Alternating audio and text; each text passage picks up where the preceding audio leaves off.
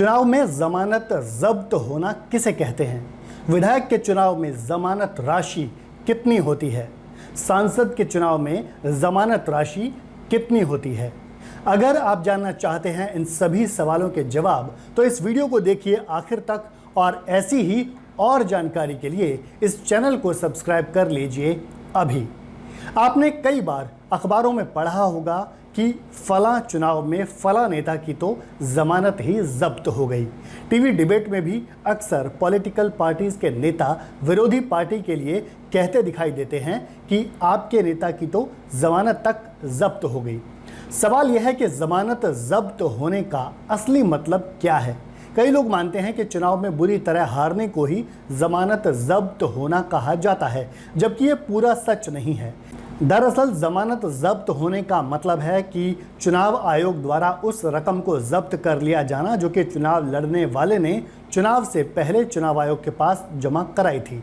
RPA यानी representation of peoples act के मुताबिक अगर कोई उम्मीदवार चुनाव में कुल डाले गए वैलिड वोट्स के छठे हिस्से के बराबर भी वोट प्राप्त नहीं कर पाता है तो उसकी जमानत जब्त हो जाती है।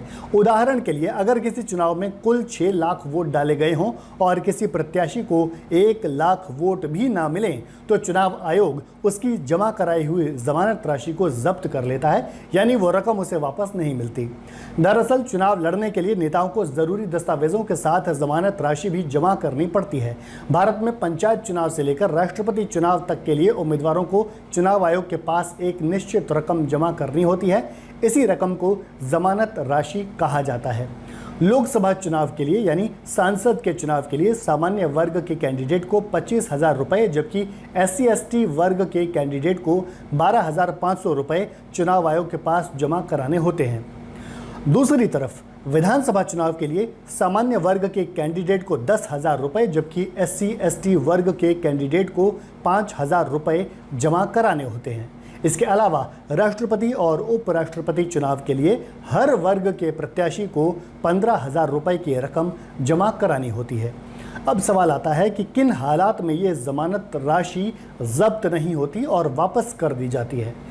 तो ऐसा तभी होता है जब उम्मीदवार कुल वैलिड वोट्स के 1/6 से ज़्यादा वोट प्राप्त करता है, या फिर उम्मीदवार का नामांकन रद्द कर दिया जाता है, या वो नामांकन वापस ले लेता है, या फिर अगर वोटिंग शुरू होने से पहले उम्मीदवार की मृत्यु हो जाती है तो उसके परिजनों को जमानत राशि लौटा दी जाती है।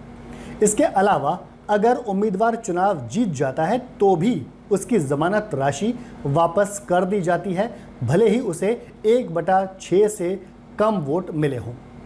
दरअसल जमानत राशि जब्त करने का यह प्रावधान इसलिए रखा गया है ताकि चुनाव में गंभीर लोग ही शामिल हों।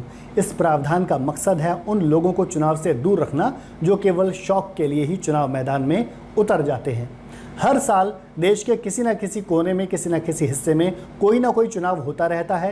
इन चुनावों में जमानत के रूप में जमा होने वाली रकम जब्त होने के बाद निर्वाचन आयोग का रेवेन्यू बन जाती है। जब्त की गई जमानत राशि से चुनाव आयोग को हर चुनाव में करोड़ों रुपए की कमाई होती है।